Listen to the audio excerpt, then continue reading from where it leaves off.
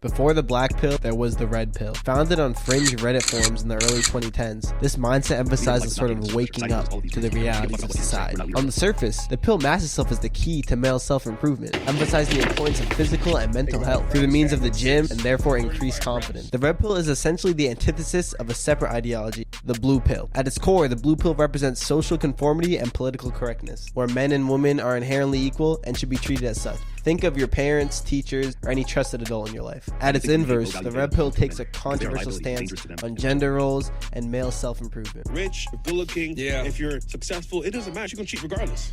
It views men and women as inherently different, defining masculine energy as controlling himself, controlling his emotions, and acting appropriately regardless of how he feels. And feminine energy as all about the flow of love, of joy, community, empathy, nurturing. Red pill believers argue that male self-improvement should be defined as the ability to attract the opposite gender. Lift weights, get rich, hook up with women. Think Andrew Tate or any self-proclaimed pickup artist online. So naturally, these two pills battled it out in a sort of yin and yang relationship until the end of time. Hold on, that's not right.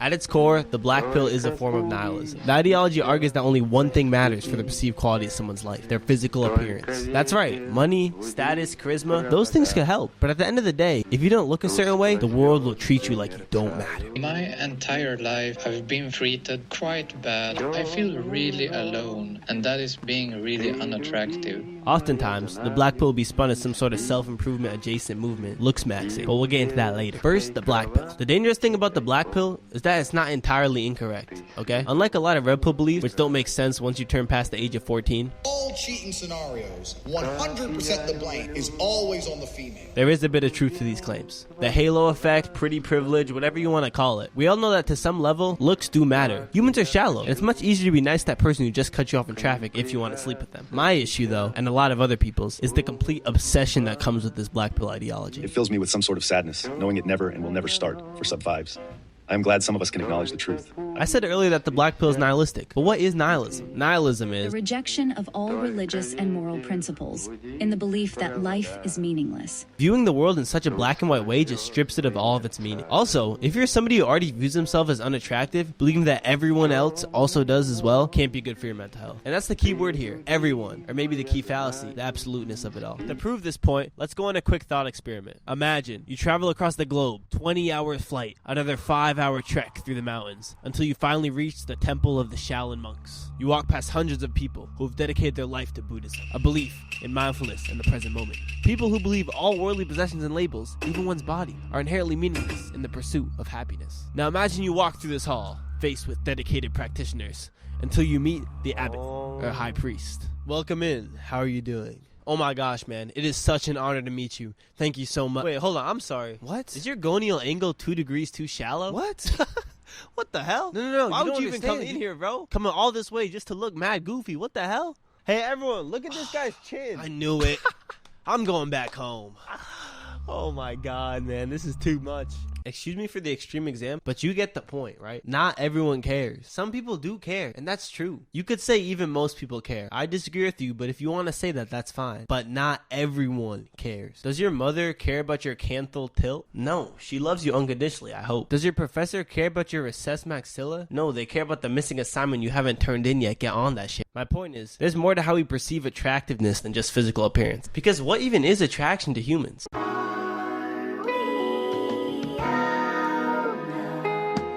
Okay, attractiveness is not what you think it is, okay? In reality, it's actually your brain running a complex series of calculations within a matter of seconds that's responsible for determining attraction. An unspoken desire to be close to somebody, to maintain social ties, to spend time together. Another example, but we won't go outside for this one. I'm sure you have a homeboy who you think isn't the most beautiful person to ever walk the earth. You still love him though, don't you? You can admit it.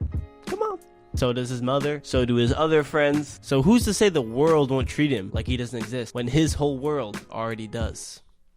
That one hit you, didn't it? Now that I've hopefully convinced you that your life wasn't over if you weren't popular in high school, let's move on to what I was talking about before. Alright, we're doing another thought experiment. I wish a girls would go after me. That never happened.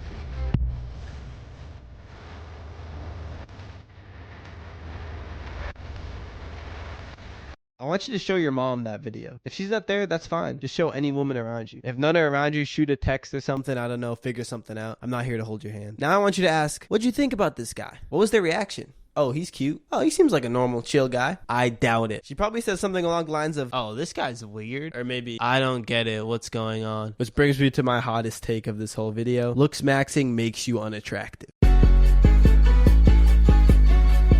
What? There's no way. You're probably thinking that, right? By definition, looksmaxxing is the process of making yourself more attractive. And I think I'd somewhat agree with you physically, okay? For example, this is what I looked like 3 years ago. Normal guy, nothing crazy. And this is me right now.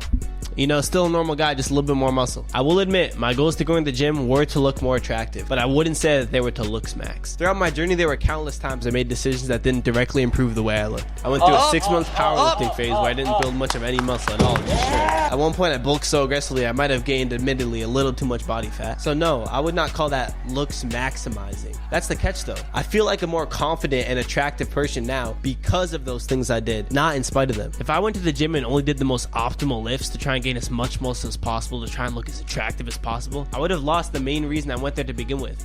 For fun. Having fun, and by extension being fun, is one of the most attractive traits a person can have. Not taking life too seriously, being able to make fun of yourself. These are all things you look for in friendships and romantic relationships. Now let me ask you something, okay? Would you describe this guy as fun?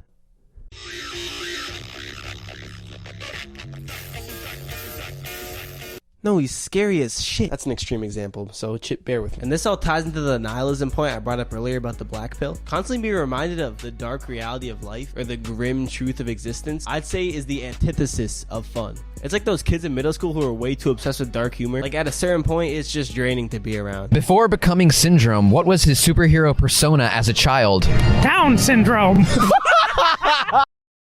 The black pill is also inherently hypocritical. Another unattractive trait. You start just an insecure boy, concerned about the way he looks. So you go to the internet for guidance. Mistake number 1. You then find the black pill and realize that life is pointless because people only value you for the way that you look. Mistake number 2. Finally, you become a looksmaxer. Mistake number 3. And obsess over your own appearance so much, it's all that you value yourself and others on. Congratulations, you're a walking self-fulfilling prophecy. You think, the world is a broken place, man. People only care about me for the way that I look, leading you to only care about the way that you look, leading you to be a person who only cares about physical appearance, leading you to see the world through that physical appearance lens, leading you again to think, the world is a broken place, man. People only care about me for the way that I look. You only care about how you look. Sounds like projection to me. Do I think it's narcissistic to want to look better? No. Do I think constantly obsessing over somebody's looks can be damaging to their worldview and mental health? Absolutely. The good news is, all of this only exists online, and by simply closing my laptop, all of this will go away.